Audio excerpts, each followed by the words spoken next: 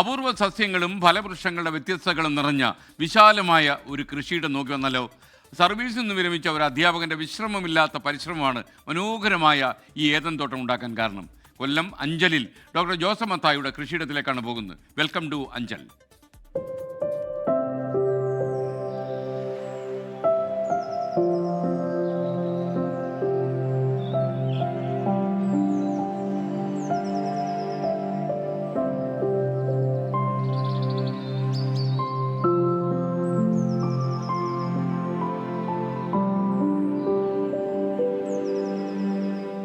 നാൽപ്പത് വർഷത്തെ അധ്യാപനം, വിഷയം പരിസ്ഥിതി ശാസ്ത്രം.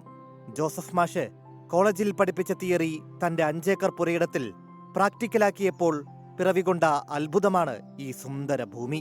തേക്കും ഈട്ടിയുമൊക്കെ കഴിഞ്ഞാൽ 25-ലധികം വേറിട്ട മാവുകൾ, 10-ലധികം വെറൈറ്റി പ്ലാവുകൾ, ജാതിയുടെയും ഗ്രാമ്പൂവിന്റെയും എല്ലാം വ്യത്യസ്തതകൾ, റംബൂട്ടാന്റെയും മുസമ്പിയുടെയും പേരക്കയുടെയും ഞാവൽപ്പഴത്തിന്റെയും എല്ലാം പലതരത്തിനപ്പുറം വിദേശ രാജ്യങ്ങളിൽ കാണാറുള്ള ലെമൺ വൈൻ വരെ, മലേഷ്യൻ ദേശീയ വൃക്ഷം ഡ്യൂറിയാനും ശ്രീലങ്കൻ ദേശീയ വൃക്ഷം നാഗപൂമരവും വരെ പടർന്നു പന്തലിച്ച് നിൽക്കുന്നു.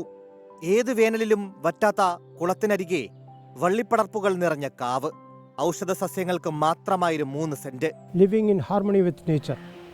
ഈ വർഷത്തെ 2025 വേൾഡ് ബയോഡൈവേഴ്സിറ്റി ഡേയുടെ സ്ലോഗൻ തന്നെ living in harmony with nature with sustainable living. ആ കോൺസെപ്റ്റാണ് ഞാൻ 40 വർഷമായിട്ട് ഇവിടെ പിന്തുടരുന്നത്. വീട്ടിലേക്കാവശ്യമായ പഴങ്ങളും പച്ചക്കറികളും പറമ്പിൽ നിന്ന്, ബാക്കിയുള്ളതത്രയും ആവശ്യക്കാർക്ക് നൽകും. വിറ്റുകിട്ടുന്ന പണവും പെൻഷൻ കാശും വീണ്ടും കൃഷിയിലേക്ക്. കൃഷിയുടെ ആദ്യാക്ഷരങ്ങൾ പകർന്നു നൽകിയ പിതാവിന്റെ ഓർമ്മയ്ക്കായി ജൈവവൈവിധ്യ പഠന കേന്ദ്രവും സ്ഥാപിച്ചിട്ടുണ്ട്. എല്ലാത്തിനും കൂട്ടായി ഭാര്യ അനിലയുമുണ്ട്. എൻ്റെ ഫാദർ കൃഷി വകുപ്പിൽ ജോയിൻറ്റ് ഡയറക്ടറായിട്ട് റിട്ടയർ ചെയ്ത ആളാണ്. അപ്പം ഞങ്ങളുടെ നാട്ടിലും ഞാൻ കാഞ്ഞിരപ്പള്ളിക്കാരിയാണ്. അന്നേരം അവിടെ കൃഷി ആണ് പ്രാധാന്യം. അപ്പോൾ ആ ഒരു രീതിയായിട്ട് യോജിച്ച് ഞങ്ങൾ പോയത്. അപ്പം ഇവിടെ വന്നപ്പോഴും എൻ്റെ ഹസ്ബൻഡുമായിട്ട് അതുകൊണ്ട് ഇതുമായിട്ട് ഒരുമിച്ച് പോകാനായിട്ട് വളരെ സഹായിച്ചു. സഹോദരങ്ങളുടെയും വിദേശത്തുള്ള മക്കളുടെയും പിന്തുണയാണ് തൻ്റെ വെള്ളവും വളവുമെന്ന് ജോസഫിന്റെ പക്ഷം. പ്രകൃതിയെ ചേർത്തു പിടിച്ചാൽ ജീവിക്കാൻ വേണ്ടതെല്ലാം ഈ പ്രകൃതി തന്നെ നൽകുമെന്ന പ്രകൃതിയുടെ തത്വം പ്രവൃത്തിയിലൂടെ കാട്ടിത്തരുകയാണ് ഡോക്ടർ ജോസഫ് മത്തായി എന്ന റിട്ടയർഡ് അധ്യാപകൻ അദ്ദേഹത്തിൻ്റെ ഈ ഏദൻ തോട്ടത്തിലൂടെ. ക്യാമറമാൻ VS മനീഷിനൊപ്പം സുജിത് സുരേന്ദ്രൻ, 24 കൊട്ടാരക്കര. ഇത്തരം ഏദൻ തോട്ടങ്ങൾ ഒരുപാട് കേരളത്തിൽ ഉണ്ടാകണം. മാത്രമല്ല ഈ സിലബസിലൊക്കെ തന്നെ കൃഷിയും കൂടെ കുട്ടികളെ പഠിപ്പിക്കട്ടെ.